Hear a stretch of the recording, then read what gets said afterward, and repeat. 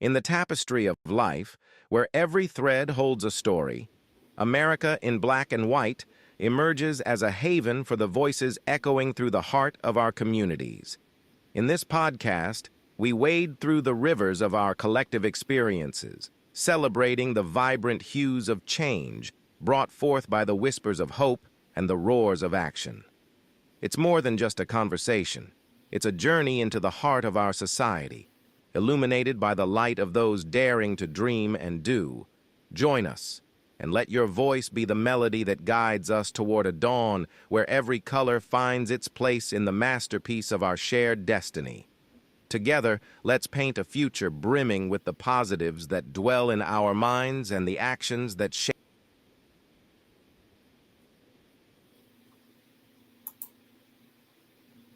Good evening, ladies and gentlemen, and welcome to another episode of America in Black and White, where we discuss the issues in the underserved and marginalized communities and how we can best solve them. I'd like to welcome you all to Season 3, Episode 1. We're premiering tonight with a really great guest, and we've got something that I think is really going to be enlightening for each and every individual that's listening and watching this show. Tonight we have Mr. Lovelle McMichael here. Lovelle McMichael is an entrepreneur, consultant, motivational speaker, and community leader. He is the senior pastor of Great New Hope Baptist Church in High Point, North Carolina, providing spiritual and passionate care.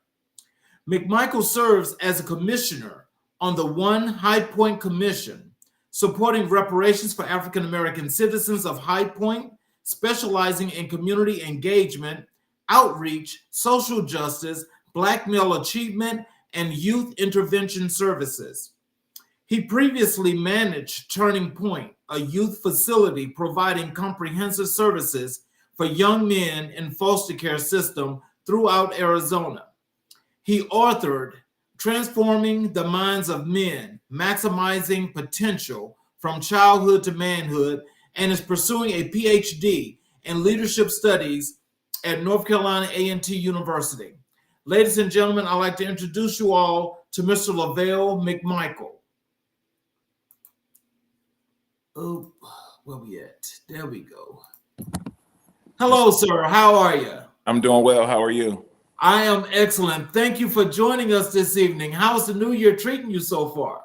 It's been a prosperous and productive new year so far. So we're only 7 days in and it's been busy. Well, I want to thank you for joining us for this Season 3 premiere and all the knowledge and the good things you've done that can inspire the people that are watching. Is there anything else you'd like to add to your bio before we jump into the show? No, I'm just excited to just be multifaceted. So I am a single pastor, I am an author, I am a community leader, and so all of that encompasses all of who I am. So I think you covered it pretty well. Thank you so much for the warm introduction and the opportunity to be on this platform just to share my thoughts and ideas about current issues. Well, I definitely appreciate that. So as we get started, can you tell us what inspired you to become an entrepreneur and how did your journey begin? So from the time I can remember, I was an entrepreneur. So my grandfather owned a barber and beauty salon. And within that business, we shined shoes. We had a water ice stand and a pretzel stand outside the shop. And that's how it started. On Mother's Day, we sold flowers outside the shop. On Easter, we sold flowers outside the shop. So we really started at an early age being able to understand the importance of making our own money and then the responsibilities that came along with owning a business. So that's as early as I can remember. I was making bracelets. I was shampooing hair. We were taught how to work for our money. We raked leaves in the neighborhood. So we always had a way to figure out streams of income. So as an adult, it was just important for me to have multiple streams of income so that I am not just relying on a W-2. Oh, wow. Okay. That makes a lot of sense. So So that means then, if I hear you say you were shampooing hair, so that means creating has always been natural for you. Right. Well, my whole entire family, we're all artists, and so whether it's hair or photography, we all have some sort of skill set that allows us to see the world in black and white. I like that. So, but then how about this though? So in that journey and all that time, for being able to do so many different things, was there ever like just one thing or maybe a couple of things that you figured that you would just like focus on more? Or was it just like because you were doing all these things that they all mattered to you and you wanted to do them all? So there is not one thing that stands out. What does stand out amongst all of the things that I do is that I'm building people. And at the end of the day, my primary goal is to reach, to rescue, teach, to transform, and to impact lives for purpose. So everything that I do, whether it's at the church, whether it's in the community, whether it's at the university, is to really build individuals so that our society is a better place. And how that really ties into entrepreneurship is finding those things that are needed to enhance the individual person, which is why one of the reasons why I wrote the book, Transforming the Minds of Men, to really tap into the transformation that we all need to go through as human beings, and more specifically, Black men understanding the need to have a transformative mindset to deconstruct how society has viewed us and sometimes how we view ourselves in order to become the fullness of the best self that we have. So that has then been monetized through a book, through motivational speaking, through preaching. It doesn't matter. So in the church setting, we would call it preaching. In the secular sector, we would call it motivational speaking. Ultimately, my goal, whether it's preaching or motivational, is to reach, rescue, and transform. And Oh if I'm wow. doing that, then I'm productive. Right. Well, I got to tell you, I have to applaud you because, all of those things are about developing and growing people, regardless of the case. And it seems like, especially once you got into the church, it looks like you had a lot of special things that were going on that just came natural when you got to the church. Yeah, well, I've been in church my whole life. So from the time I can remember, I've been in church. But one of the things that I did not want to get stuck in is being super religious and in a part of church functionality and not being a productive citizen. So I feel like they both go hand in hand. So regardless of what your spiritual background is, whether you're a Buddhist, a Muslim, a Christian, making sure that you're a holistic individual, that you're not just defined by your religious affiliation, right? But that your morals and ethics and values align with productive humanity, and making sure that everybody that encounters you is encountering the fullness of who you are and not a carbon copy of someone else or a perpetration of what you desire to be, but you haven't become. Mm, that's interesting. Can you share some of the early challenges you faced in your entrepreneurial career and how did you overcome them? I'm still overcoming them. I feel like the biggest struggle that I have is putting a value to what service I'm providing, and so a lot of times I've shortchanged myself because I'm worried about people feeling like I'm overpriced, or maybe their budget doesn't fit the type of service that I'm providing. So I'm really overcoming worrying about how people feel about my worth, which really goes into a self-reflection and an introspective opportunity for me to know my worth. And so as an entrepreneur, as someone who is out here producing content. I'm a content creator, and I'm producing content, whether it's for some middle schoolers in Michigan, or whether it's for some university students in Pennsylvania, whatever the audience. I'm constantly creating content on a daily and weekly basis that has value, because it's not only my time, but it's my intellectual property, and understanding what that means, because a lot of times lay people like myself will underprice where somebody that doesn't even have the quality of content that I have is charging 7 and 8 figures. And I'm watching people who are doing what I'm doing, not even at the magnitude, and it's no knock to them, but it's really encouraging me to say, you know what, I need to invest in myself. And so I'm really, Charles, if I'm honest, I'm still on the journey, and I appreciate platforms like this that allow me to reflect while I'm supporting the minds of others that are watching. Mhm.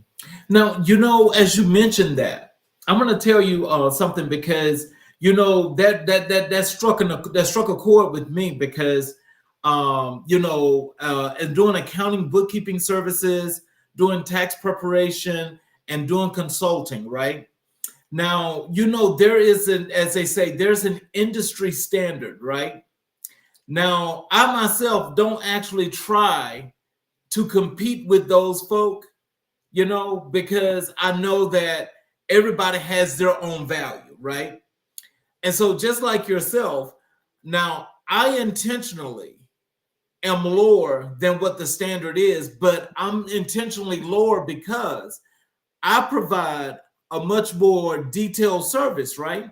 Mm-hmm. So, because I provide this much detailed service, and I'm just being frank, there are some people that look like you and I that will always say, "Oh, well, I can't afford that," but they're at the person that's charging much more than I am, Right.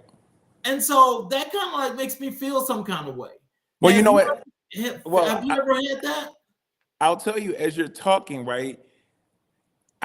We do feel some kind of way, but at the end of the day, it's because they find value in people finding value in themselves.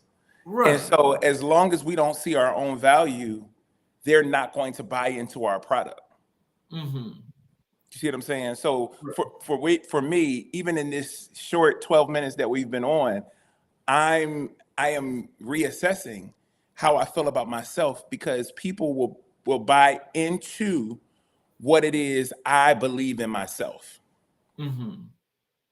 Well, and I guess I understand that, but I just kind of find that a little bit perplexing, knowing that I've got much more quality in my service. I have much more quantity in the things that's being provided, but you say I'm too high. But the person that's charging 3 times more than me, you Mm-hmm. say that's where you're going because they got the best they got the best product and the best service. Right. And Now I it's because of the price. So a Louis Vuitton leather bag is the same as any other leather bag, but because of the name that's on it, it's worth more, right? And it's the leather is the same. So it's understanding how to allow people to understand the value of your name. And right. that's, and I believe that that's what those who are watching with you and I need to do, is say, you know what, this is the price is the price, and I'm going to go to people who want to pay that price.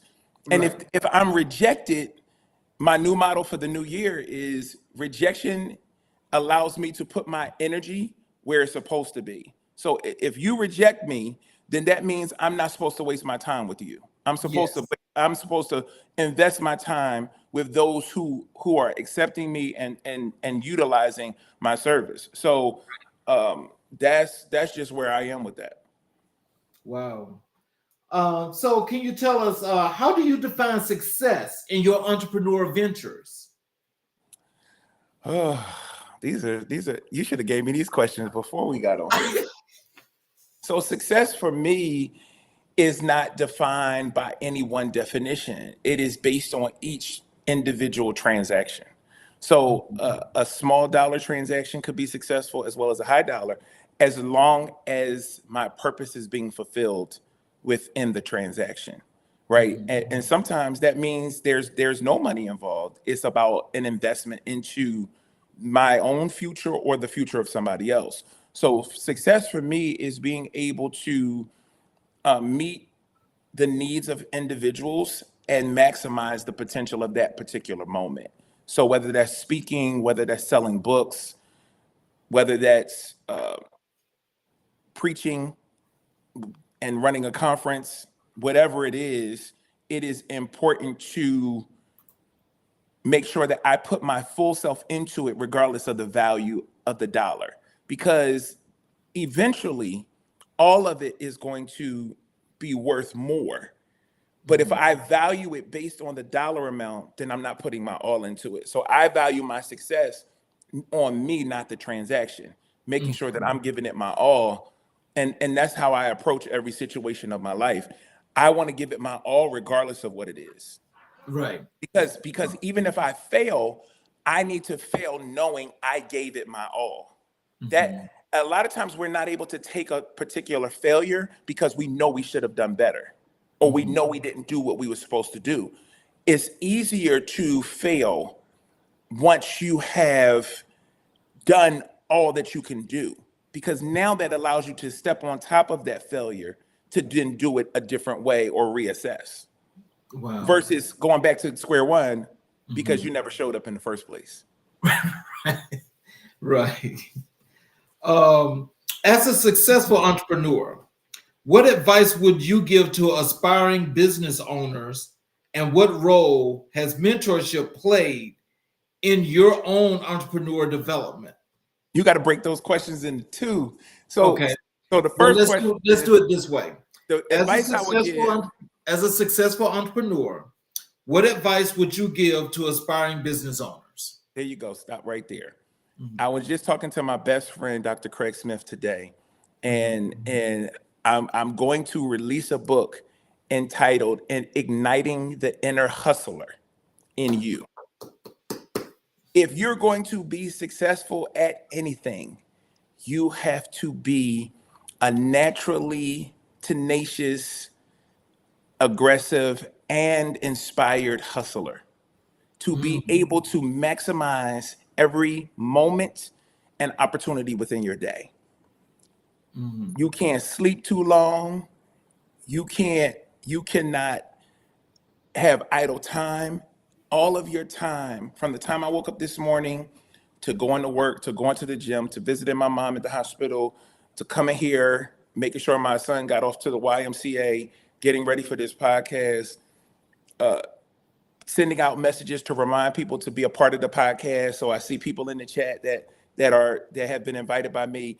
I'm maximizing that potential of every area of my day, which is the tagline of my book, Maximizing Potential from Childhood to Manhood. We could also coin that to say maximizing potential from morning to night.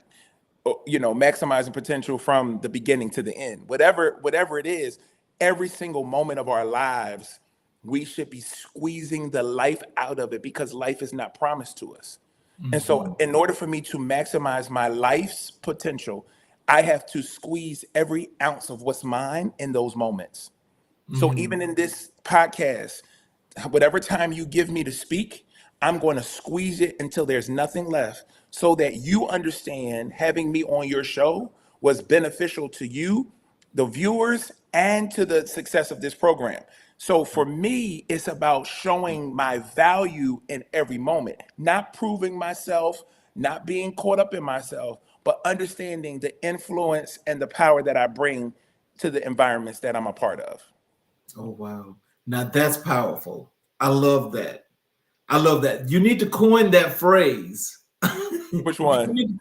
What's that? Maximizing to the end, squeezing it to the end. Yeah. That you need to maximize that, because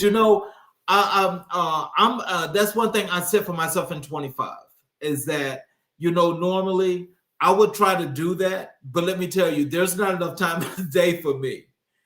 And so it's like sometimes I go and I'm working till like 3-4 o'clock in the morning. I'm pushing the envelope. But then, having to pop up early the next day, it used to get me. So now it's like I'm finding better ways of managing my time in order to get the most out of my day. Yeah, well, I'll tell you, I start early and I end early because I need my rest. And so Yeah. I know, like 2-3 o'clock in the morning, I'm waking up at 4 or 5. So I'm not productive. Like after this podcast, it's bedtime for me, because I understand that that I am my best self at 4 or 5, 6 o'clock in the morning. So Oh, that's when I'm creating, that's when I'm writing, that's when I'm doing the bulk of my work, because by 2 o'clock I'm winding down. And so, I'm able to do the other things within my jobs that I'm juggling. And it's during those times when nobody else is awake. It's during those times when nobody else is moving on the streets that you're able to like take up the whole road. You know what I'm saying? You get a chance to swerve a little bit more at 2 o'clock in the morning because you don't have all those cars on the side of you. So understanding the times to be on the road, to travel, and all of that is a mindset. It is how do we shift the way we think mediocrely to really maximizing and getting exponential progress out of what it is we do. so what role has mentorship played in your own entrepreneur development? I rely on every single mentor in my life. And I'll tell you, I don't just have one mentor. I have several mentors that have mentored me for 20 plus years. And it is because I understand, and I'll tell you this, and those who are watching, you need to know this. Everybody doesn't fulfill your complete need. And so until you really diversify your friendship base and your mentor base, you're going to be empty in so many different areas. And so what I found is that I have spiritual mentors, but I also have entrepreneurial mentors. I have pastoral mentors, as well as mentor people who are role model husbands and role model fathers, so that I'm being mentored in every aspect of my life, because I'm a pastor, I'm a husband, I'm a father, I'm an entrepreneur, I'm a motivational speaker. And so in every category of my life, I can name you a person or two that I'm relying on for inspiration, motivation, accountability, so that I can become my best self. Oh, wow. So mentorship, and I write about this in my book. I do a whole chapter on mentorship. In fact, I wrote my book because we do superficial mentorship. And so I talk about this superficial mentorship is like, right, showing up to a basketball game. It's Boys and Girls Club. It's YMCA. It's nothing wrong with those things, right? It's fraternities, sororities. We're doing all this mentorship. That's superficial. When you can become influential, that's true mentorship. When young people and those who are in your life that you're mentoring change their way of being because of you, that's a mentor. We have to Wow. go from superficial mentorship to influential mentorship. That the conversation that I'm having with a young man, a young woman, with a young pastor, with a young entrepreneur, is their lifestyle is changing. The way of thinking is changing. That's why I talk about transforming the minds of men, male, female, men, understanding who we are in our humanity, to say, I can't stay this way. And I'll tell you, before I started studying for my PhD, I was talking about transformation, and I talk about the metamorphosis of a caterpillar to a butterfly. Same creature, different form. A caterpillar eats itself out of itself into itself to gain wings, right? And but now I have been subscribing to transformative leadership, which Oh, means it deconstructs mindsets and rebuilds ways of being and ways of knowing. That's more important than transformation, because I can be the same thing in a different form and have changed in my appearance, but not in how I do stuff. So I can be a butterfly that crawls. okay. I mean, that's real, but I understand what you're saying. But transformative Right. ways of being and knowing says I have to leave the caterpillar in that form. And when I take on this new form from transformation, now I have to think like a butterfly, which is why Muhammad Ali coined it, float like a butterfly, sting like a bee. If you know what you do as a butterfly, then a butterfly is not trying to be a bee, and a bee is not trying to be a butterfly. Just True. because a bee can fly doesn't make it a butterfly. True. True. Now let's transition Mm-hmm. to your authoring experience. And can you tell the audience what motivated you to write your first book and what impact did it have on your career? I'm gonna answer that in the reverse. It didn't have the impact I thought it should Okay. on my career. And in fact, I feel like my book was before its time. And Okay. I feel like when I wrote the book, it was because of what I experienced as an individual, what I experienced as an entrepreneur. I own group home for young boys, I'm a part of a fraternity. I'm a part of community activism and liberation and all of that. And what I saw was that there are several things that plague our community, and one thing that we really don't address, Mm-hmm. and that's fatherlessness. We do not talk about fatherlessness. And the way our society is going, we are shying more away from it because of political correctness. But we celebrate motherhood, we forget fatherhood, and then we wonder why young men in society are as wayward as they are. And it's because they do not get the cultivation that's needed through father-son relationships. Regardless of how good or bad that is, the presence of a father statistically shows through research that there's less suicide, there's less teen pregnancy, there's less truancy in school, there's less disciplinary action that's needed in school. And to remove that really puts us at a place where we're disenfranchised. I was sharing with someone today that if there are not a lot of Black male initiatives that are happening. You have initiatives for LGBTQIA, you have initiatives for women, you have initiatives for Black people, for Latinos, for Asian Pacific Islanders. We have all of these subcategories, but there are not really strong movements around men. And how do we cultivate fathers? Because the thing is, our community, if we're not careful, our community does not allow us to be the fullness of who we are if we're so fragmented.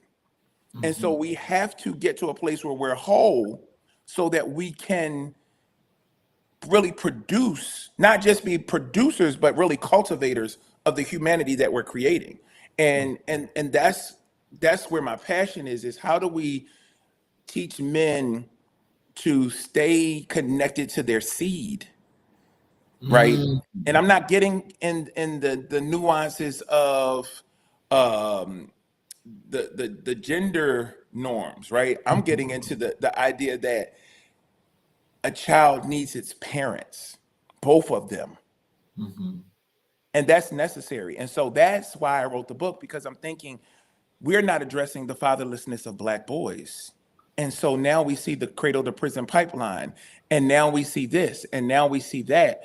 And who's addressing it? So when we're looking at gang violence, when we're looking at drug use and all of that. So I was like, oh, wait, chapter 1 is beating the odds, right? Then I go into understanding like things I wish my father would have said to me, right? How many men are fragmented because they just needed certain words said from their father, right? And then I give people an opportunity in the back of each chapter to really ask themselves some introspective questions and reflect.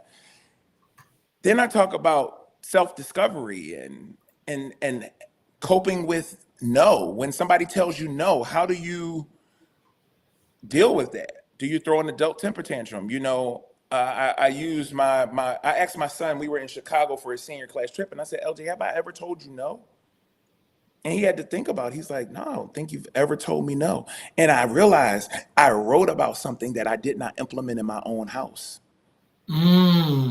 Because he has me, he never had to learn how to cope with no. But because I didn't have my father in the home with me, I had to learn how to deal with no. And so now what I realize is, oh, come on, fathers that are pregnant, got to create some artificial no's in there to teach them how to deal with rejection in a way that doesn't allow them to fall apart when they get into society. So with that, I mean, what changes did you feel like you had to make in going to no sometimes? It it is creating a constant dialogue with my sons about the Okay. realities of this world. Hmm. And that even though I've done everything in my power to make sure you have everything that you want and need, that there are times when you're not going to get the job. There are times when your car is going to break down and nobody can fix it. And understanding that that's a dialogue that happens before it happens is Hmm. where I've been intentional with my conversations with my sons and in sharing with other people the importance of having these conversations. Because one of the things I learned in coping with no is I've been rejected so many times that it really ignited the inner hustler in me to say, you know what? I'm gonna make you regret telling me no. I'm gonna Hmm. make and I'm going to prove to myself that even though I didn't get the first yes, that I am worthy of the yes. Hmm. And that's where my passion, that's where, I watch people who just work one job and and that's it. And it's like the reason why you're miserable, unfulfilled, and unhappy is because you have drowned yourself in something that does not support you mentally, emotionally, or financially. So now you're mad because you're not getting paid enough. You're mad because you spent all your time on that job. Hmm. You're mad because you don't like the people on the job. Hmm. And you've wasted all your time. You have no time for yourself. Absolutely Hmm. not. Oh wow. Everybody needs to have an inner hustler that allows them to reach the fullness of who they are, because that's what allows you to sleep at night. Hmm. To know that you fulfilled all that you had to do in the day and didn't just do it for everybody else. My grandfather always told us that you can't be spending your time working for everybody else. What did you do for yourself today? What did you do for your own career? What did you do for your own financial security? What did you do for your own children? You can help everybody else's child, but if you don't help your own children, and then don't make excuses for why you haven't invested in yourself. Hmm. Those are the things that motivate me to get up every morning. And I'm gonna tell you, I'm in time crunches. I'm trying to write grants for the church, the school. I'm trying to book engagements. I'm doing all of this myself. And I've empowered a team around me that support me. And so the marketing team that we have and the virtual team that we have, we are really working hard to to cultivate this empire, if you will. But if I'm the only one hustling, it's not moving quick. But if Right. everybody that's watching tap into their inner hustler, then they ain't gonna sleep late tomorrow. They're gonna get up early. Hmm. You see what I'm saying? If everybody tap into their inner hustler, they're gonna find out what they're good at and they're gonna maximize it and monetize it. Yes. Yes. And not So, ride off of me, but they're mhm. gonna have their own way of being and making money. So how do you choose the topics for the books or articles that you write?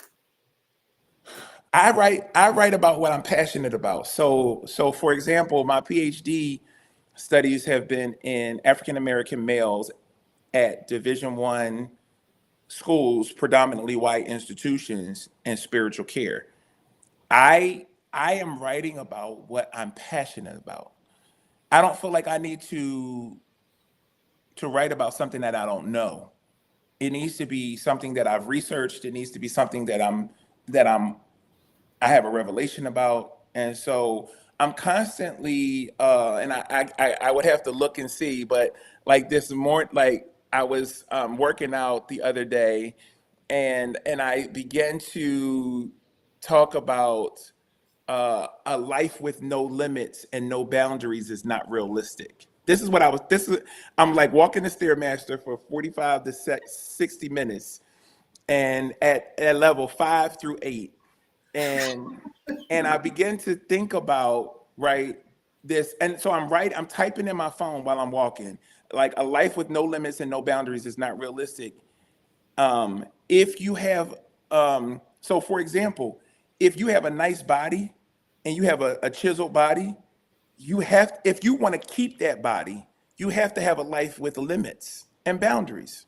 Mhm. And so we've been coining this saying, no limits, no boundaries. But that's not a realistic life. That's not a fulfilled life.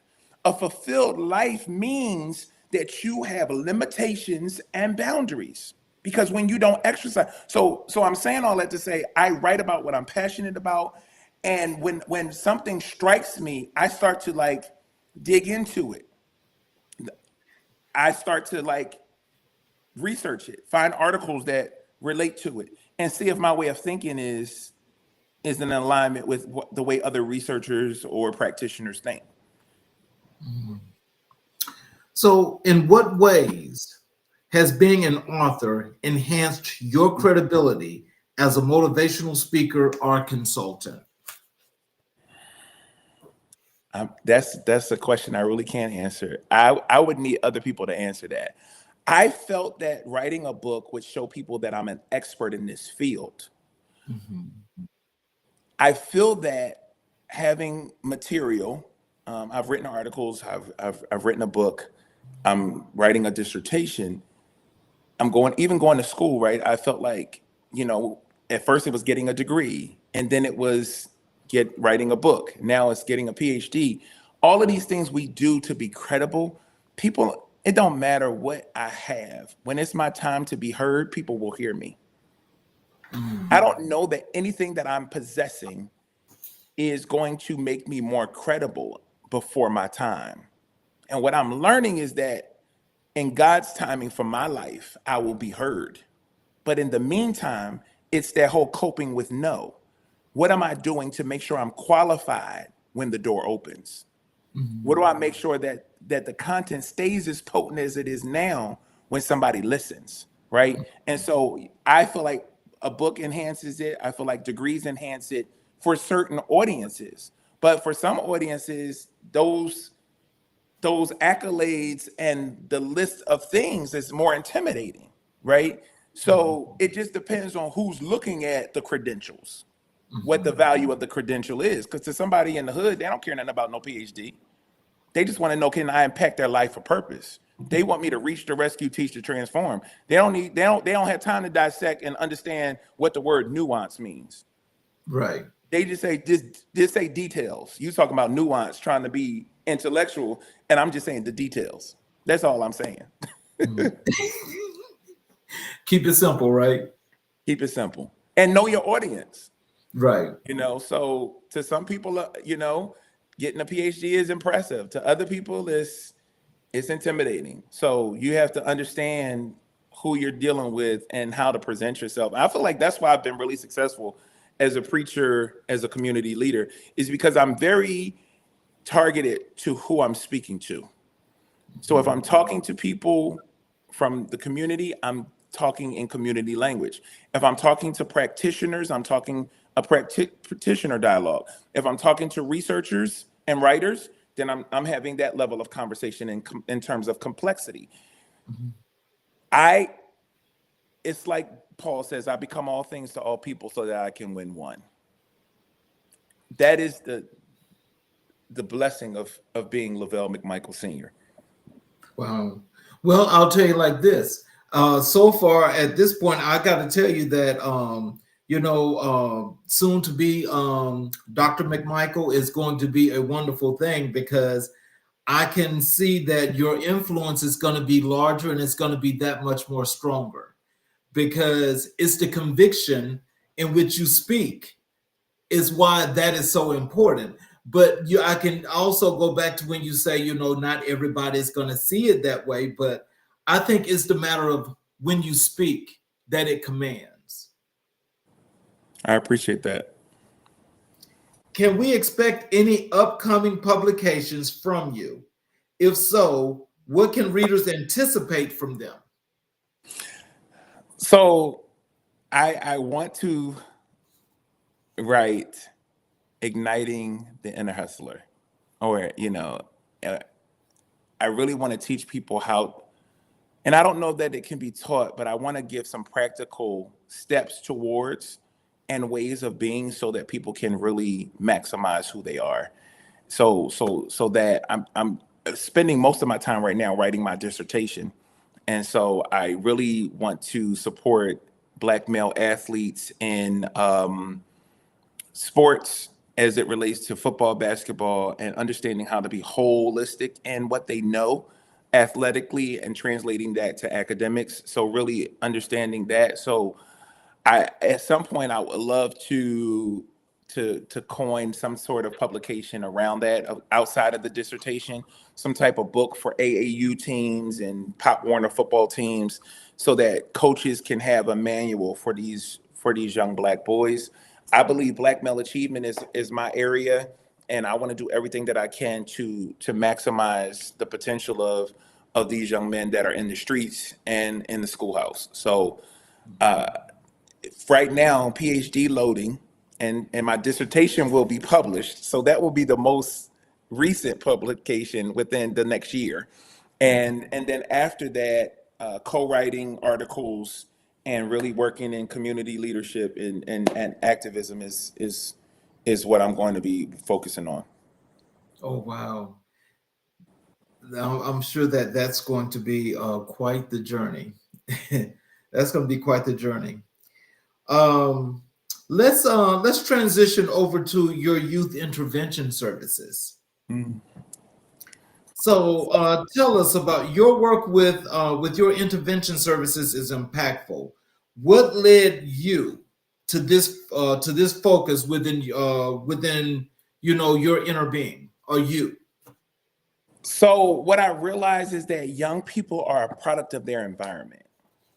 And so intervention is really intervention in secular terms, but interceding in spiritual terms is really standing in the gap for the missing pieces. And so for me, youth intervention services have been standing in the gap for those missing persons or key skill building opportunities for these young people. So that's academic tutoring. So, at our church, we do the Greater Success Study Hall.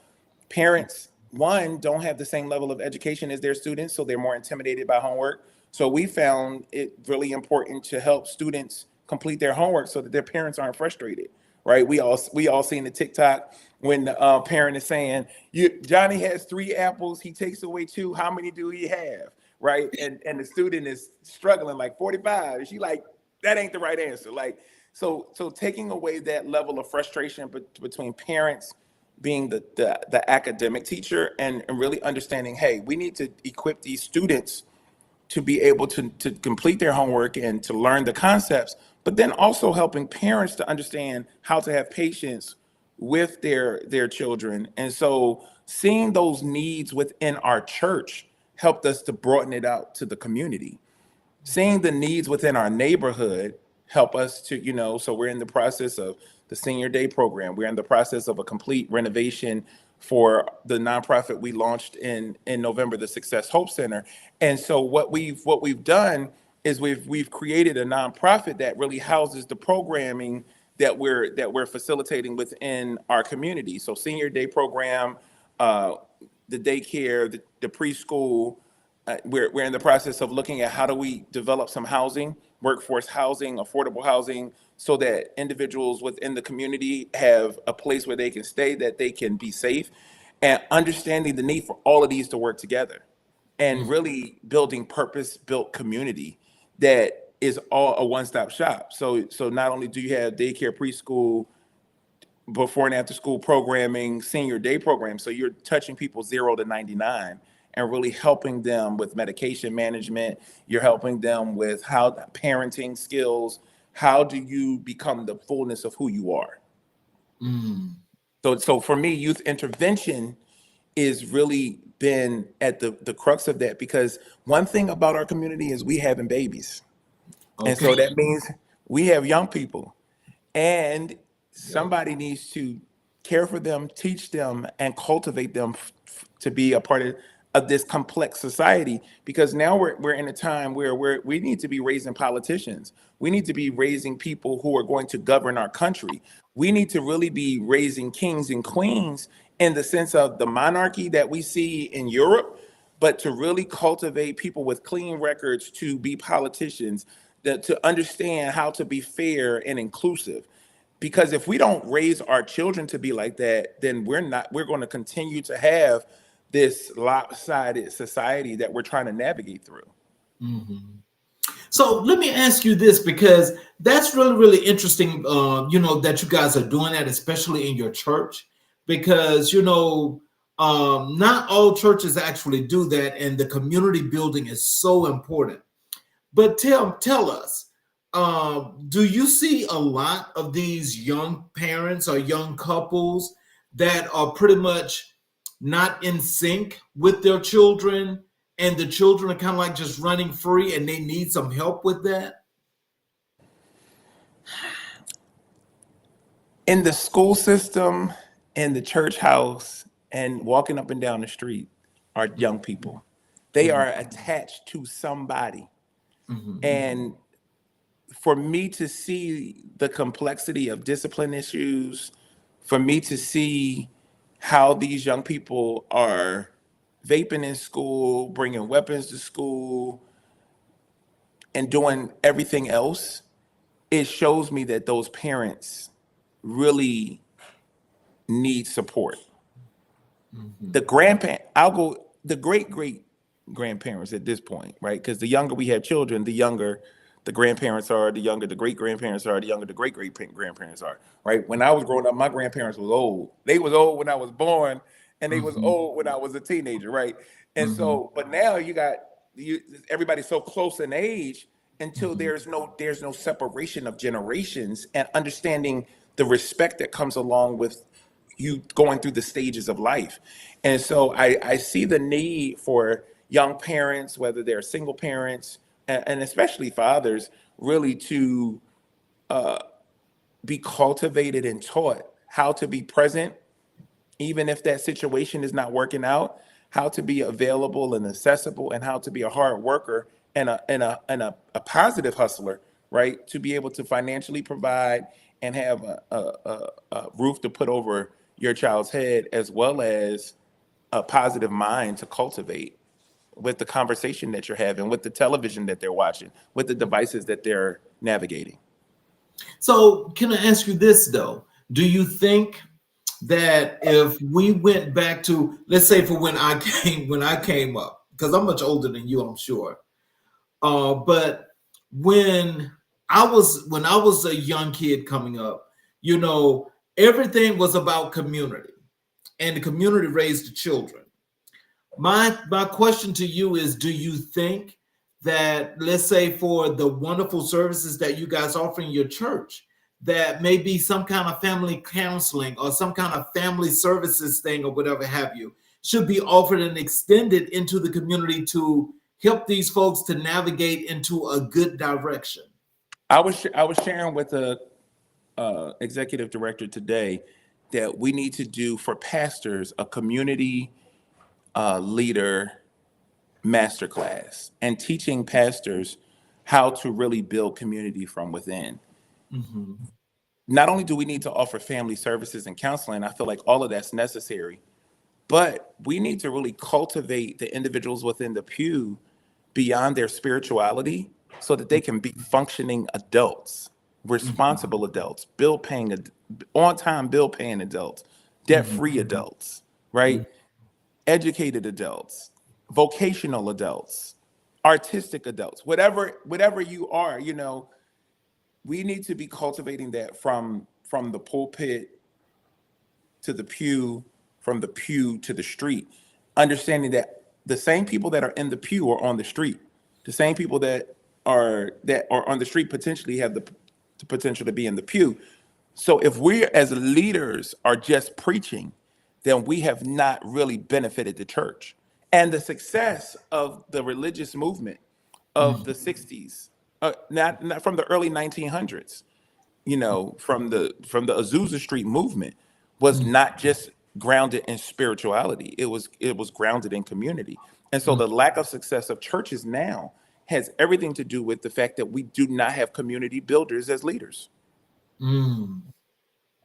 So can you share a success story from your time working with an at-risk youth that had a lasting impression on you? So I always talk about Elvis. Elvis was He was a middle schooler. And Dr. Edna Weekly would not let me kick him out of my class. In fact, every time I wrote him up, she marched him back with my paperwork and put him in front of my door. And I literally was like, why are you doing this? And she was teaching me to not throw away. She was like, so my principal at the time was showing me that there is nothing too bad for this kid to be going home and suspended, right? Unless it's that detrimental, you can figure this out. And so Elvis has been a lasting impression on me because he taught me really how to navigate through my own frustration with my own self that I would see in students, and understanding the need to be. So now I don't have those issues when it comes to young people. I'm able to connect because Dr. Weekly taught me how to not always see the worst in. And she, as the principal, was not willing to suspend. And so she taught me how to make the best of my situations and to maintain my classroom management. And so I feel like Elvis has been one of the lasting heartbeats that have taught me really how to deal with young men and really see their potential. And, the last time I saw him, the last time I heard from him, we just laughed because, I'm seeing him as a young man now. I'm seeing him travel and do things and work and be responsible. But I remember who he was. But as much as he learned from me, I learned from him. So my biggest success with any young person has been the fact that I'm a better person as a result of being patient with them. And then they're a better person because I was patient with them. So understand, I can look at the countless Facebook inboxes that I get, or emails from youth that were in the group homes that we ran, or students that I taught in school, just about how they appreciate me or the church or my mom being a part of their life, and some of the most tumultuous times, and some of the major crises that they had to face. And those are the ones that stand out to me. Oh, wow. How do youth intervention programs contribute to community empowerment and transformation in today's society? How do youth intervention programs contribute to community empowerment and transformation in today's society? So any program that is cultivating the young minds of men and women is going to positively impact community, because these are the individuals that are going to our schools, that are working in the mall, and those are the ones we're interacting with. The more we can use these youth intervention programs to cultivate the young minds to develop, and not just the minds of the young people. We keep saying youth intervention, but I would venture to say some of these youth interventions should require parenting classes or something like that, because you can create outstanding young people, but if their parents haven't been shifted in the way they think, then they're just going home to the same old mindset. So there really should be some type of requirement that parents are understanding what it is that their kid is learning, how it is their kid is moved, or their young person is being cultivated, so that they can enhance what they're being taught. Wow. So do you think that this is due to the lack of education of the parents, or the parents just basically being a product of their environment, of a continued process? It's a lack of education. It's a lack of exposure. It's the environment. It's not, and until we provide education, exposure, and we cultivate environments, we're going to keep getting poor results. So that's why it's important for us, having a motivational speaker is great, but I need to be teaching more than me talking to students, right? I need to be teaching teachers how to be better teachers, right? So when I wrote my book, it was about not just transforming the minds of the young Black boys, but those who work with them. Mm-hmm. Because if the young boys transform, but the teachers don't, if the young boys transform, but the employer doesn't, then we're going back into the cycle. This is why we see the buffoonery that we see on social media when it comes to right wing, left wing, all of the politics, because people are just doing what they want to do. But we have to cultivate everybody at the same time so that we can all move forward together. Now, one last follow-up to this, because this is really interesting, because I think we could talk about this all night. But I want to know this, and tell me what you think. What do you think gentrifying and taking away from our communities and making them lesser and lesser and lesser, how much does that contribute to this issue? So I want to spin that question and just kind of give a solution. We need to have home ownership within our communities. So when I'm talking about building individuals, we have to teach our children, grandchildren, nieces, and nephews how to own properties and pay bills and pay taxes so that gentrification is not an issue. Gentrification is the way other people come into the community and rebuild it. But if we own the community and we cultivate it and take care of it, then people can't come in. And so what we have to do is create opportunities within the community for us to build. And we've done it in the past. We've done it in the 60s, the 70s, the 80s, and the beginning of the 90s. And so we know the model. It's in our blood. It's in our DNA. We took the oxtail and made it the most expensive part of the cow. Like if we can take the scraps and make it work, then we can do it now. We are talented. We're carpenters. We're builders. If the community would come together and say, I can do this and I can do that, and we bring it all together, we can win together. And I feel like that's where my church has been successful. We purchased a home, we tore the home down, and I walked out there with some of the men in my church, and I'm like, man, I wanted that tree taken down, and I wanted that tree taken down. And Reverend Greer said, man, I got a chainsaw at the crib. And he left us standing out there, and he came back with this rusty old chainsaw. And Brother Thomas started clowning him about his chainsaw. It was coughing, trying to get it on. But man, he got that thing running, oiled it up and greased it up. Thomas grabbed the rope and threw it around the tree, and they tore that tree down because that was what was in our house. He had that already. And so when people have skills, I didn't know they were lumberjacks, and maybe they're not, but they were willing to give it a shot for the community. And that's what we need everybody to do, to say, you know what, I have one of those at the house. Let me go get it right now. Not, let me see if it worked. Maybe next week when I have more time. Well, had you said something before then, I would have came ready. It's like, I'm going to get it right now. That's what I'm talking about, igniting that inner hustler. I don't have time to wait. We give all of our energy to these jobs. We give all our energy to other people. And then when it comes time for your own growth and development, you tired. Put that same energy into your self-worth. And don't let everybody steal from you, and you don't invest in you. Well, you just gave me an idea for a blog post tonight. What specific strategies do you employ when engaging with young people facing challenges? What strategies do I employ? Yes. When I'm facing young people with challenges, it's not the end of the world. Really, how you look at a situation is how you're going to respond to it. And so always seeing the best in everything is my biggest strategy. I don't see it as an obstacle. I see it as an opportunity. And that's just not a cliche.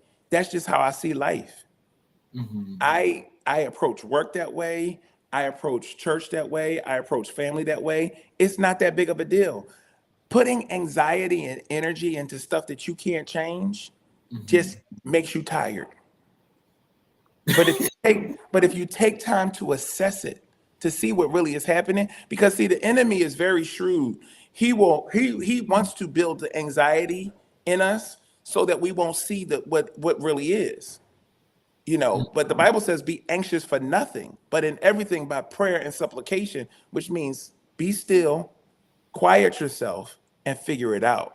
So my strategy is always to figure it. There's an answer for everything, but you have to be quiet enough, patient enough, and still enough to be able to say, you know what, this is I can do this, because the enemy don't want you to think you can do it. Right. And I ain't just talking about the devil. The Right. enemy is the inner me that feels like it's too much. The enemy is not the devil. It's the inner me that says, oh, I'm overwhelmed. I'm stressed out. I don't have enough. Who said you didn't have enough? Where'd you get that information from? And so the strategy is always to see it for what it is. Don't make it more or less, and then find a solution. Let's transition to your consulting work. In which areas do clients typically seek consulting from you most frequently? People want to know how to execute their plan and their vision.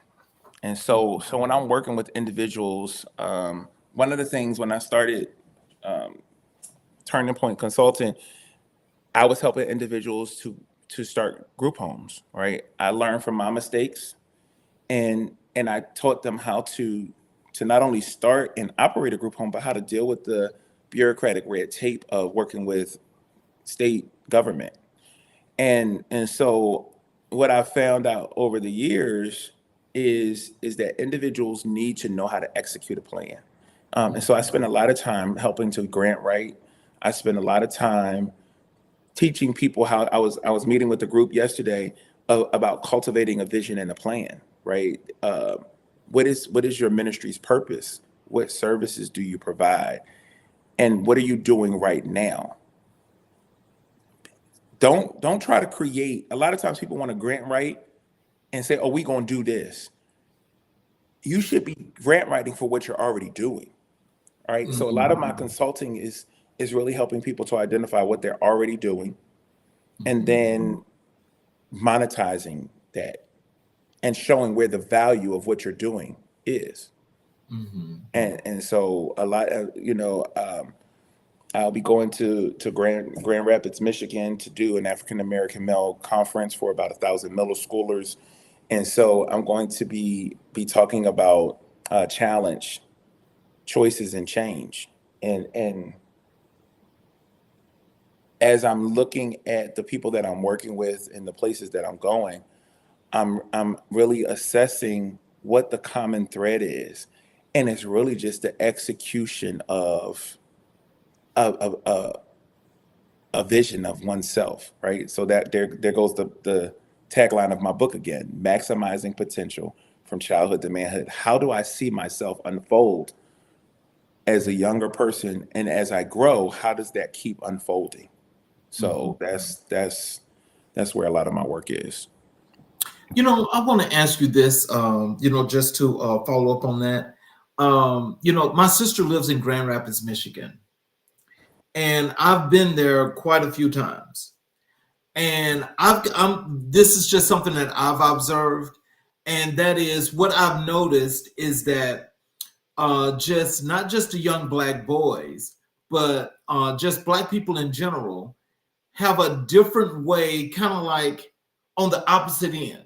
So let's say if we start right, they start left, Mm-hmm. and it's like a learned, taught behavior that's totally different. Which I'm just wondering, could that be from a regional perspective, or is that from a people perspective? We have to, and this is from a community perspective. Right. We have to shift the way we do stuff, and Right. and we've been taught for so long, be your own individual. That's for the birds. You don't even know how to be you. Exactly. So we got all these people that's being individuals, and it's an individual mess. Whereas back in the day, we were following the path and the plan that somebody else cultivated before us. Right. That don't mean be them, be you in what you do, but follow the plan. And so Right. as a community, we need to come back together. We need to come back together and stop trying to be so separated and siloed, and really realize that the power of who we are as a people has always been in our collective ability to come together. That when we do things divided, we see the foolishness that we see now. But when we do things together, we're unstoppable. And Yes. when we should never come together because we're upset and pissed off. We should come together because it's the right thing to do. Mm-hmm. So you always see people come together on jobs when they mad at the supervisor, right? So you got all these people that don't like the supervisor that talk about the supervisor instead of working with the supervisor. Mm-hmm. It doesn't matter how you feel about the supervisor. You got to work with them. Same thing. They'll talk about the pastor. They'll talk about whoever. How do we say, forget all of that. This is what I bring to the table. And then how do those who are in charge understand to get their egos out the way so that they can work with the people that have something to offer? Because if there's always this push-pull, then we're never working together. And it's always they going right and we going left when we should all be going in the same direction. Mm-hmm. When you see deer running, you don't see one running the opposite direction. They all running together. They don't even know where they're going and why they're running. They running. But they running together. And we have to really take on the animal instinct within us to stand together. Mm-hmm. How do cultural considerations play into your consulting practices when working with diverse populations? Well, I'm always Black. So when you say diverse populations, what you mean? Because I specialize in Black. Just that. It's like the group Sounds of Blackness. I'm blackity black. But I understand how, and I think somebody put it in the comments earlier. I understand how to code switch, right? Okay. So when you're talking about diverse populations, really what we're saying is, do you know how to code switch? Do you know how to talk to white folks? Do you know how to talk to professional folks? Do you know how to talk to people in the hood? The answer is, I said it earlier in the podcast, I become all things to all people. So depending on who I'm talking to is how you're gonna get what I'm giving, right? So throughout this podcast, I've given you professional, I've given you spiritual, because those are all of the facets of who I am. So in a vulnerable session like this, I'm giving the audience, I'm giving you as the interviewer, the fullness of me, but based on the questions you're asking me, and based on the responses that are generating in my intellect and my thought process based on my experience. So for me, it's just all about understanding, I'm a complex person living in a complex society, but that complexity doesn't make me untouchable and unreachable. What are some common misconceptions about entrepreneurship that you've encountered through consulting? That you're rich and that you have a lot of money. The biggest misconception is that, no. When you are an entrepreneur, you are 100% responsible for all of the bills that come with that. The marketing bills, paying for the book copies, paying for the publication, paying for the travel. Because a lot of times people do not understand the cost to entrepreneurship. We don't understand the cost to business ownership. We don't understand the cost to home ownership. Right? Because we freeloaded so long, we don't understand the responsibility of being responsible. And so the biggest misconception is that it's a whole lot of money in it. And I'm gonna get there, but it has not come without struggle, stress, or strain. But I am determined that it's going to work. And I feel like the other biggest misconception is that people will support you. And like sometimes the people who expect to support you don't even buy your book. I have a lot of people who have not even purchased my book they love me, but they still have not purchased my book. Go on Amazon and buy the book just because you support the person. How many times have we purchased something that a celebrity did and didn't even use it, right? But people won't purchase the book. So, and then once you purchase the book, go on Amazon and write a review. That's the only way I become a bestseller author. That's the only way Oprah puts me in her book club. We got to generate some buzz, right? So we got to stop doing this for the pop artists and then do it for the person who is really making an impact and a difference. So just think, if everybody on here went and purchased the book tonight, Amazon gonna be like, yo, what's going on with this? We need to contact them and see what's up, right? That's how we should be doing this. As you say that, I actually had to explain that to some non-supporters that wanted free books from me. And I'm like, look, I didn't become self-published to pay all that money to get this book published, only to say, okay, well, let me just give the copies away. That don't even make sense. Mm-mm. The math ain't mathing. Yeah, that's a whole nother podcast. Yes, it is. But just buy the book. What are you saying? If you don't get nothing else from what I said tonight, but all of you who are in the audience that have not purchased my book, go to Amazon and buy the book. Can sharing practical tools or improve business resilience among entrepreneurs? Well, let me read that again. Can sharing practical tools improve business resilience among entrepreneurs? Anytime you share tools for success, it should impact in a positive way.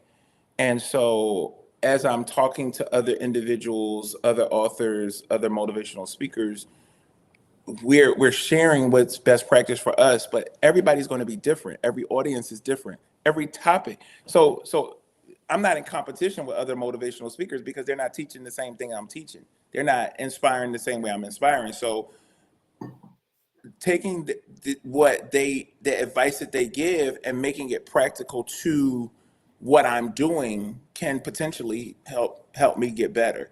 But a lot of times, man, I'll tell you, we're so caught up in the business of what we're doing that we get lost, right? Trying to make it, trying to go to the next gig, trying to, because, we want it to hit, we're trying to do social media reels. We're trying to post on social, trying to make, people say, why are you so public? It's like, I'm trying to build my brand. It has nothing to do with me wanting to post all the time. It has a lot to do with me wanting people to know what I'm doing. Not so that I can be seen doing it, but so that I can increase my value and potentially, opportunities to speak or sell books. Mm-hmm. So let's transition to your motivational speaking.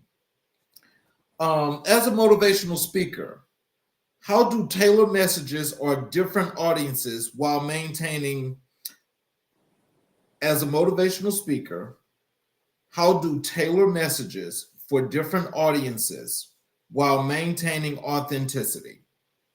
So every time I'm speaking, whether that's church or I want to know who the audience is. Mm-hmm. I'm going to tailor and I'm not like some preachers or motivational speakers. Like, I don't have one message that I just keep doing over and over and over again. I think social media has kind of messed that up, right? Back in the day, you could take a message and you could go all over the world with it. But once somebody go live, they got their phone, they going live. So I just have made it a habit to always have authentic material based on who I'm speaking to. And so every Sunday, it's a new message. Every time I'm addressing an audience, it is based on who I'm addressing, because I just feel like that's what people are paying for. That's what people are requesting, the authenticity and for it to be tailored to who they are. So I don't want to cheapen my value by using something that's already been done. Mm-hmm. I want to give people, which is why even with the whole limits and boundaries is not realistic. Like having no limits and no boundaries is not a realistic way of living. That hasn't been spoken yet. That's just me cultivating another opportunity to have some content, right? And I don't know who's going to need me to do that, but it'll be ready for when they need it. So I'm constantly content creating and making sure that I'm in position to really propel the opportunities that I have forward. What key themes or messages resonate most with attendees during speaking engagements? I believe people feel my passion in my heart. Once I get hooked into the audience, then I know that they're saying, you know what, I wanna possess that. And people want to really figure out how they tap into the purpose that's in their lives. And I just really believe that when, my motto is reaching to rescue, teaching to transform, and impacting lives with purpose. How do we get people to know why they exist? Because so many people are unfulfilled because they are not living out their true purpose. They're living somebody else's purpose and helping somebody else's career, but their dreams and aspirations. So they become bitter men and women because you've helped everybody else and won't help yourself. And so my goal is to get people to stop that, because and recently, like, there's some opportunities that have been unfolding, but it's hard to take opportunities when when you're so locked into somebody else. Yes, I agree with you. And if you stay locked into somebody else's dream and vision, you're going to always end up miserable and bitter, unhappy and unfulfilled. And that's how we then respond to everything that happens in our life. So it goes back to the strategy you asked me about. Most people can't see things from a positive perspective because they mad at the way they sold their own self out. So now everything is on a defense. Wow. Can sharing personal stories enhance the effectiveness of motivation during speeches? If so, how does one balance vulnerability and professionalism? I'm a storyteller, so I tell all my business. In fact, my family is like, "Oh, here he go again."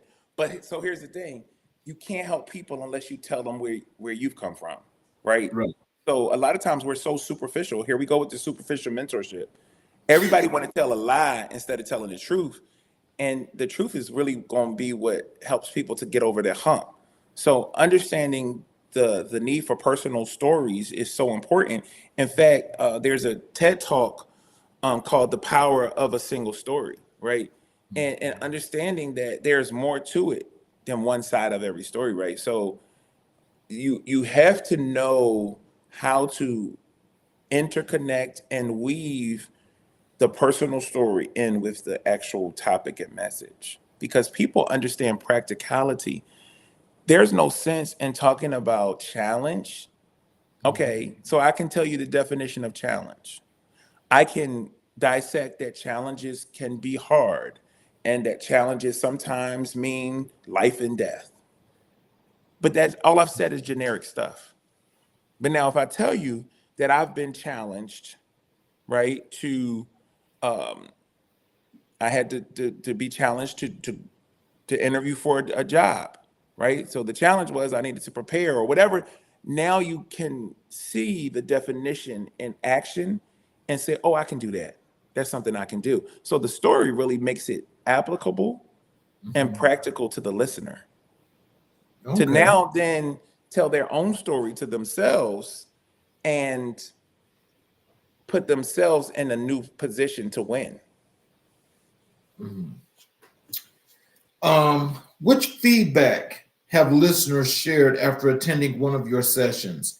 Is there anything particularly that's memorable? You know, people always say it felt like you were talking directly to me. Oh, wow. That's the one thing that stands out when I'm speaking. I will also say that there have been people who have been critics and said, you need to work on that. Because I thought when you were saying this, you was going to go this way, but you didn't. And that's another area you need to consider.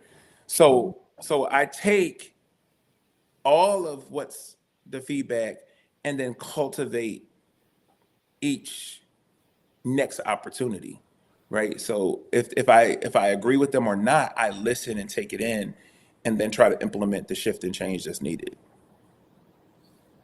Okay, now we're at this final segment here.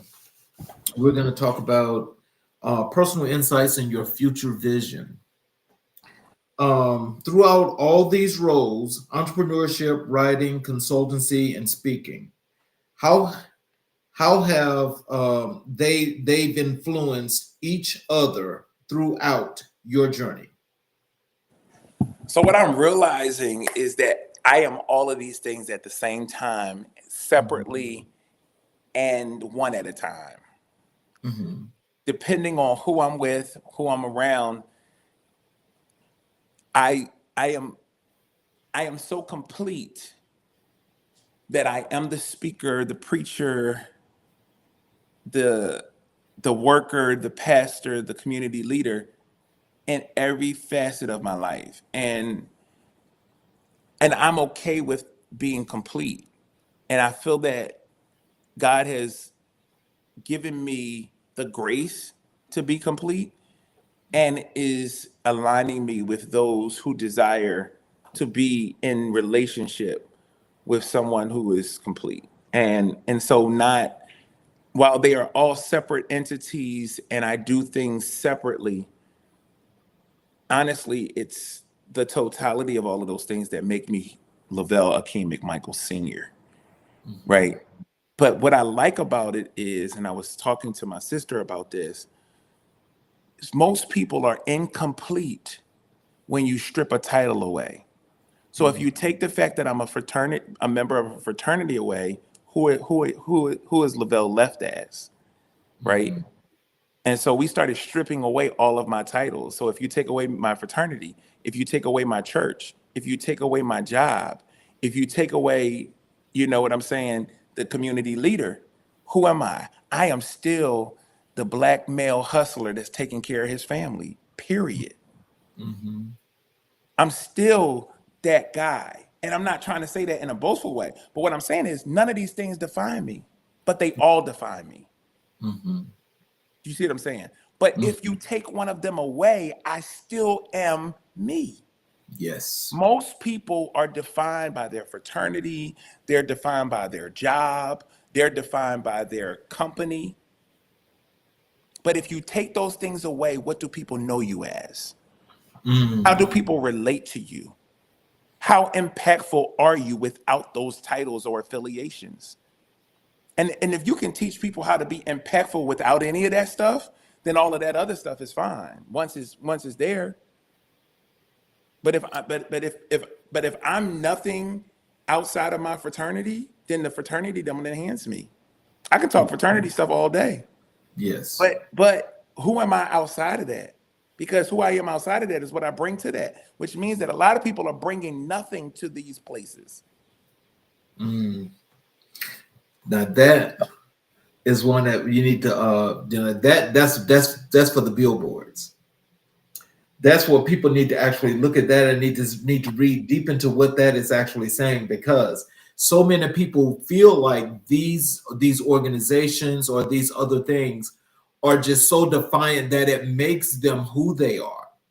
So I'm just trying to understand, as you state that though, what is it that makes somebody think that, let's say if it's a fraternity, why do they think that fraternity makes them who they are?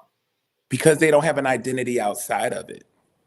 Mm-hmm. So when you don't have an identity outside of being a pastor, then all you're known is a pastor. Mm-hmm. If you don't have an identity outside of being an executive director of an agency, then when you get fired from that job, who are you? Mm-hmm. So what's wrong with people is that they don't have their own identity. Mm-hmm. They think they do, but if those of you are watching, if you stripped away your titles, who are you? Who do you impact? Who do you influence? How much fun can you have by yourself? Oh, wow. How many people want to be around you if they weren't a part of those organizations? Mm. Mm. Or do they just tolerate you because you're just a member with them? Oh, Lord. Now, see, that right there, that's an insult, but it's true. It's all of this is insulting to people who don't have an identity. But to people who have an identity, they're like, "Oh yeah, I'm good. Take it away. I don't need it." Right. Most of the time, I was a chaplain at a hospital, and they was like, "Oh, we didn't know you was a chaplain because of how I look. Because I ain't have on no suit. I had on scrubs, right? You shouldn't know who I am because I'm not defined by that." That's how society has boxed us in. So now what we do is we conform to these status quos that then if we're not in the status quo, we don't feel connected. Mm. So it's Wow. like, how can you still be powerful even if nobody recognizes you for that title? Oh, wow. Do I need to be known as the chaplain to pray or provide chaplain support?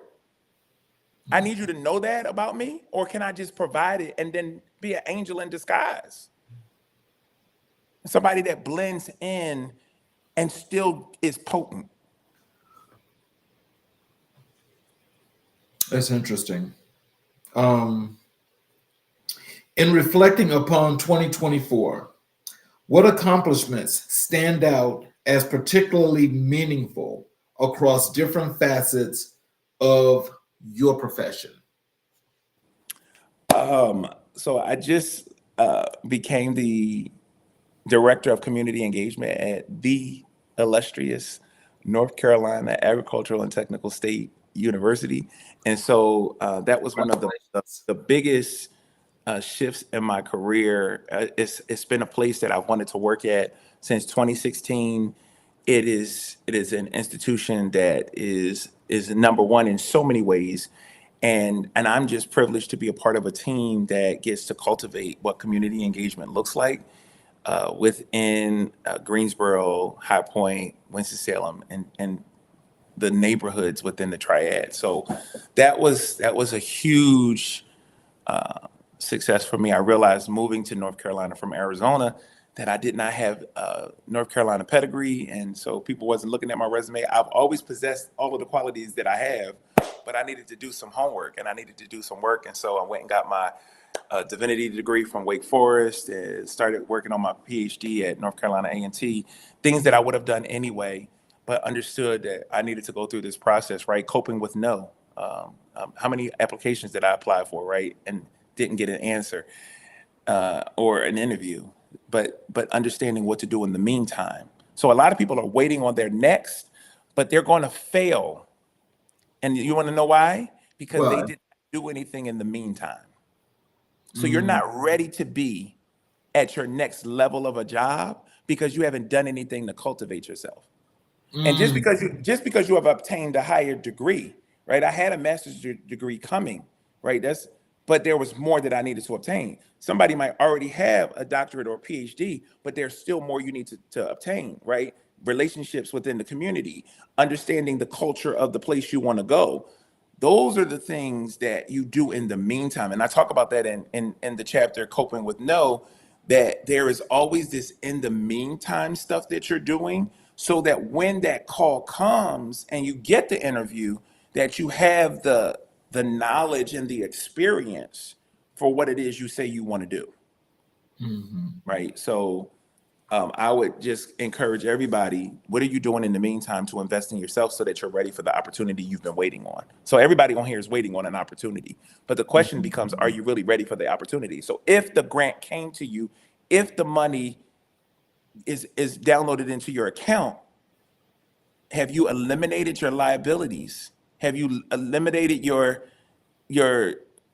frivolous spending so that you can be wealthy? Or do you just need it to pay the bills that's left? Are there any particular trends emerging within entrepreneurship, youth development space you're excited about moving forward? I just believe that our society is now ready for what I'm providing. And so I'm looking forward to this year being really full of opportunities to speak and to really cultivate minds. I'm really a thought partner with individuals who are ready to shift and change. From a spiritual perspective, I would call myself a Joshua, helping people get from one place to another. Secularly, I would just say that I'm an impactor, right? I'm an influencer. I know we use that in terms of social media, but I help to influence the way people think and the way people live and the way people can maximize their potential from childhood to manhood, womanhood, adulthood. Looking ahead into the next few years, do you envision yourself pursuing additional projects, specialties beyond current scope? So ultimately, I want to finish this PhD. As a result of this PhD, I want to create a sports chaplaincy program that is held at many institutions and fostered through seminary schools. Where currently there is military chaplaincy, there's hospital chaplaincy, but there are no sports chaplaincy programs. And I would love to create a sports chaplaincy program because our world is very sports driven. I feel I won't get into this in this podcast, but sports in some ways is the new slavery. We've commodified Black bodies once again. If you look at these teams, and so then the question becomes, how are we caring for these men and Ooh. women that are really selling their bodies for their athleticism, and really, I would love to cultivate qualified spiritual care persons that are interfaith, interdenominational, intercultural, that really understand the diversity of religious practices and needs that these men and women bring to the table.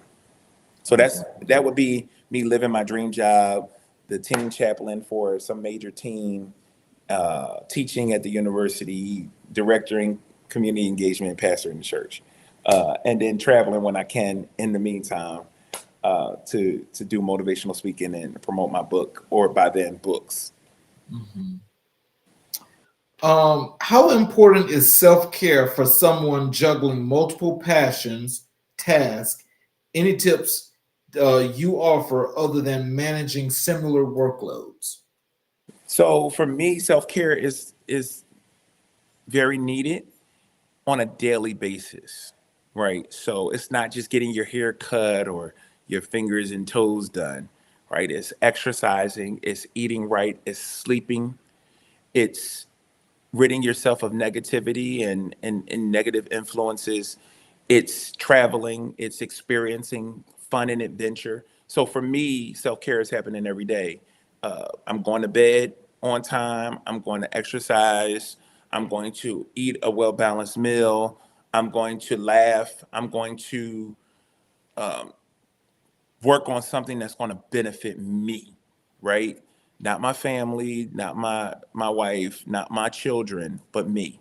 Because I'm better for them if I focus on me. So it's Yes. not selfish, understanding that it's not selfish, but it's understanding how to really be the best me I can be. So, I'm exercising self-care every day. I don't need a permission to do it. I just do it. I don't, I schedule my barber appointments. I go get my nails and feet done. I go to bed. I eat well. I exercise, and I'm making sure that I'm constantly cultivating and becoming, right? I'm not where I want to be physically or health wise in a perfect world, but I'm working towards it, and I feel good about that. That's all that matters, actually, if you want to know the truth. So, who are some figures, mentors, or inspirations you've significantly shaped who you've become personally and professionally? Ask me that one more time. So who Who Who are are the some of mentors? the figures, yes, the mentors, Uh-huh. the inspirations who significantly shaped who you've become Yeah. personally and professionally? I would say my biggest mentor was my grandfather. My biggest Mhm. mentor and model of entrepreneurship, of fatherhood, of influence and community impact was Henry Schley. Mhm. He was the epitome. He has a street named after him in Philadelphia now, Henry Schley Way on 29th and Dolphin, because he created his barber and beauty salon as a hub for people to not only be skilled and talented, but it was a place where prisoners could come and have a job when they were released. He was, a real estate developer and had housing for individuals, and he let people, stay with him that didn't have cash, right? So he was getting that bread, right? If you had to pay in food stamps, you had a place. So he understood, right, how to be multifaceted. He was lovable. He was present in all of his children's lives. He was just a great human being, and in his flaws, he was the best version of a man that I know. And so my grandfather has shaped me. I am a product of him. I've also had great mentors along the way. Um, Reverend Dr. Ricky Harvey, who has cultivated me as a pastor. Dr. Marlene Talley, who uh, really taught me how to have compassion for people. Dr. Kenneth Porter, and I mean the list goes on. I have a great network of men and women who have been a part of my life and have really supported me and helped me to really think and be the way I am.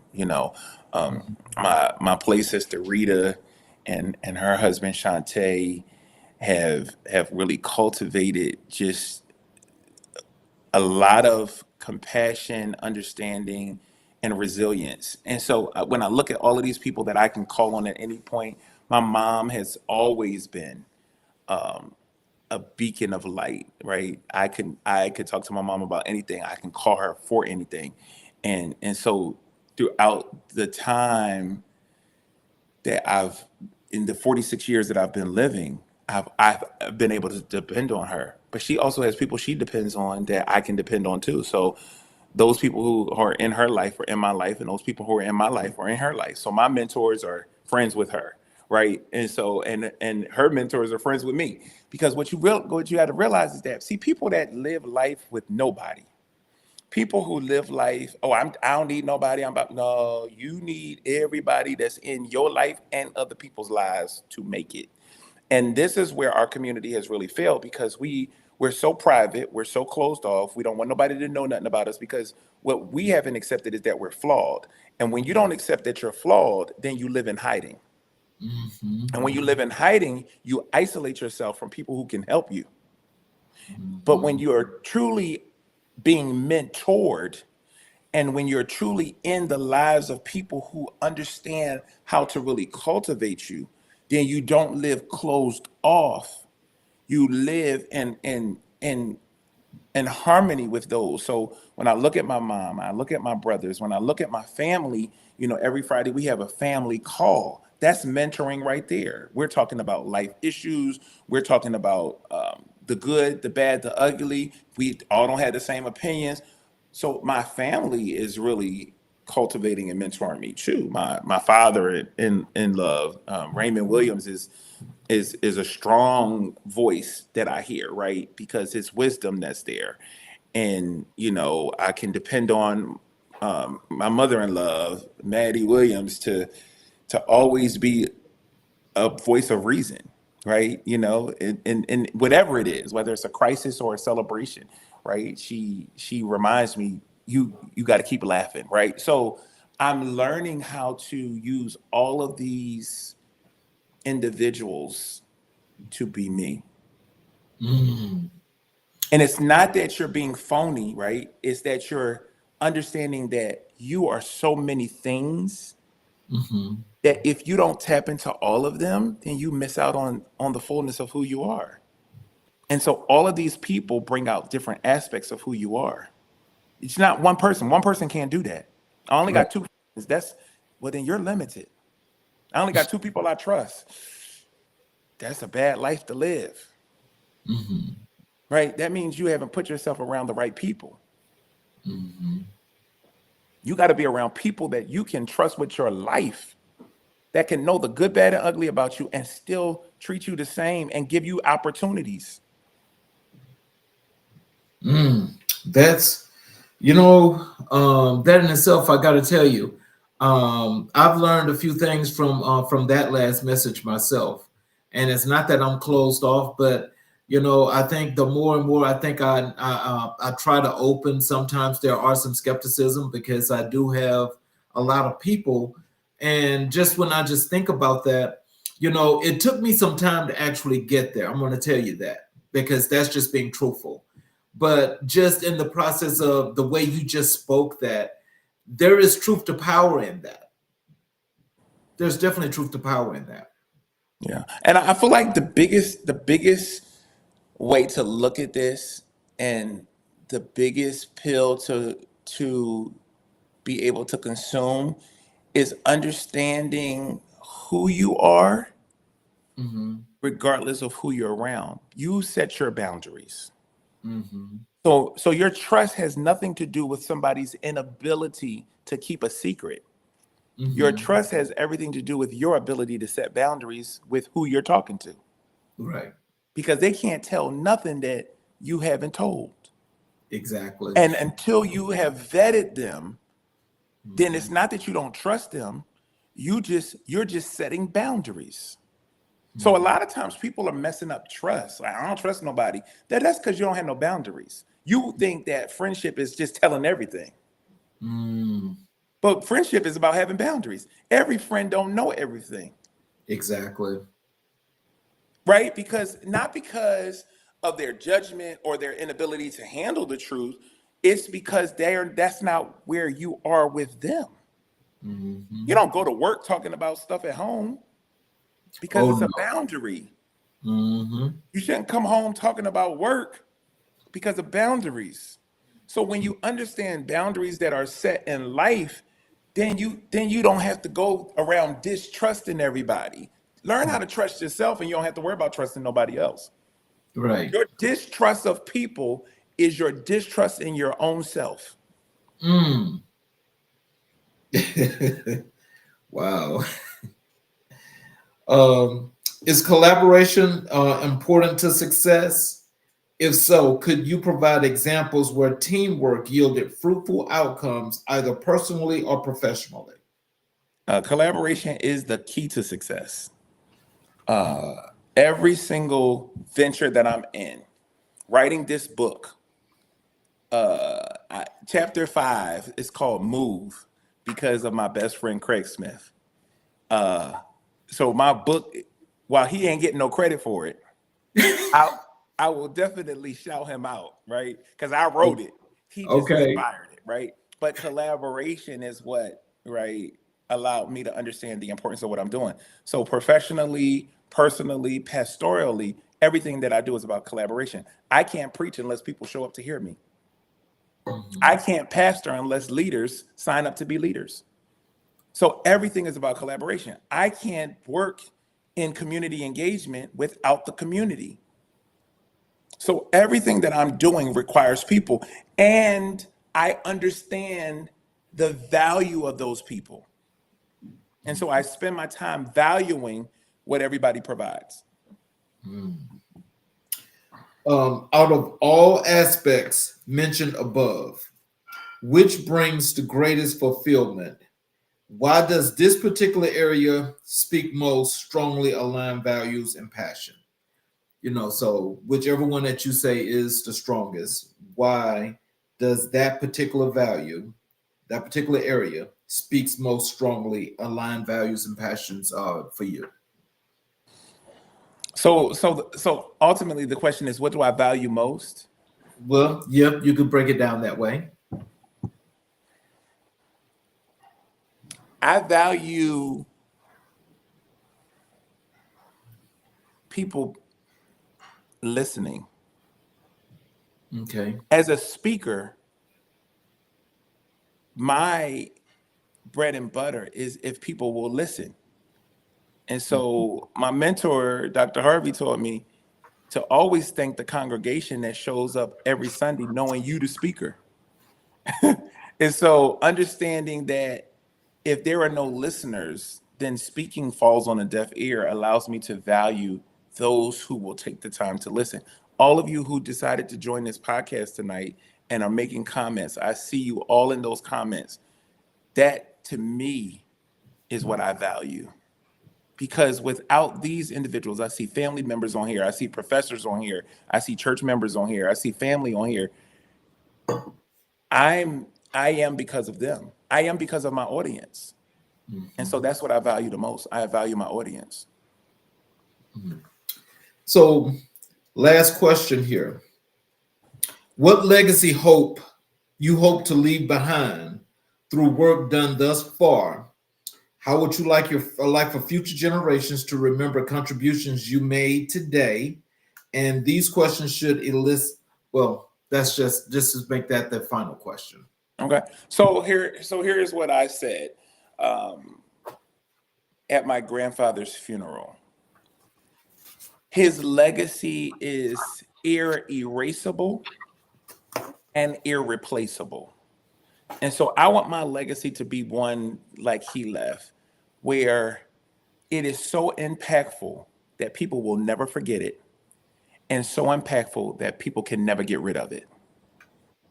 I don't care, you know how they're trying to erase people based on this cancel culture. Some legacies can never be erased. And that's the kind of legacy I want to leave. I want to leave a legacy that has cultivated impactful change that is so undeniable that people will say that they'll remember me for the rest of the existence of humanity. Oh, wow.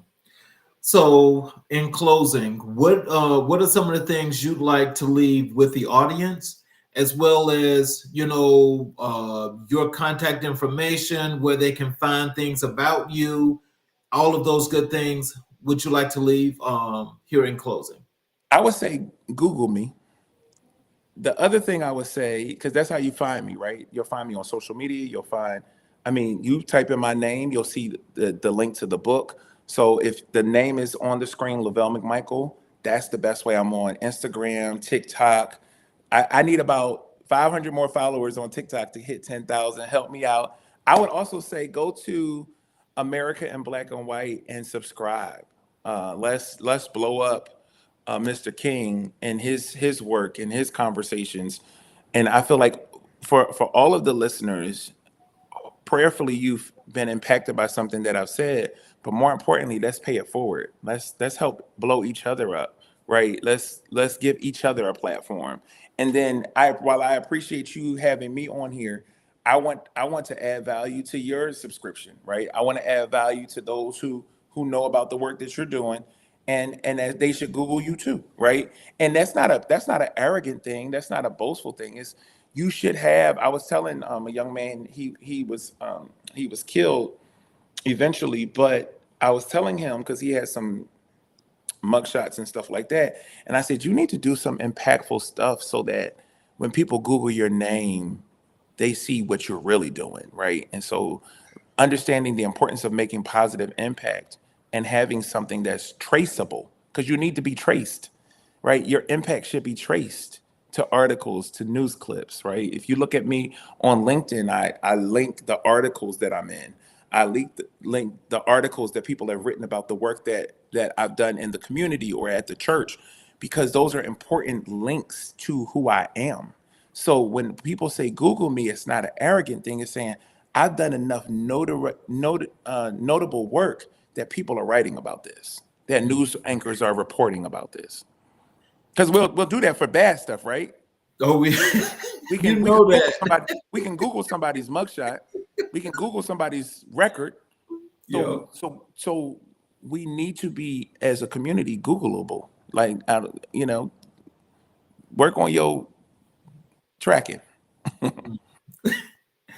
Well, I want to thank you for making season three's debut a big hit, because I think all of the inspiration, all of the things that you've done shows just the impact that you have on the work that you do, but also what's influential about people that look just like you, to know that there are people that can and are doing things to make a difference, and that we all should be making a difference. This season is guaranteed to start the growth to be more exponential and as fast as it could possibly be, like a wildfire.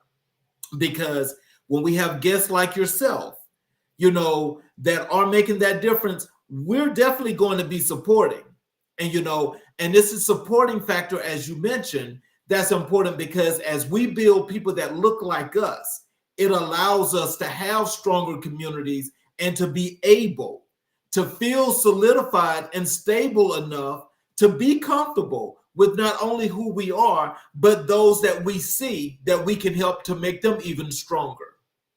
And so this season and this episode, I want you to know, as impactful as it is, I want to ask you now, before we leave, is that I would hope that you would come back to the show, because it's the positive things and the positive reinforcements that you bring that we definitely want to keep on the show.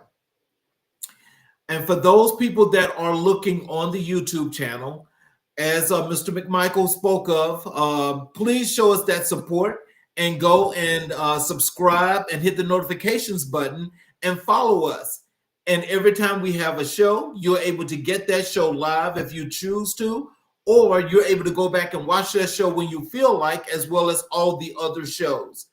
Again, this is a very good and powerful, impactful show, and I'm just I'm sad that it has to end, but I want to thank you, because you really brought a lot of perspectives that mean a lot to us.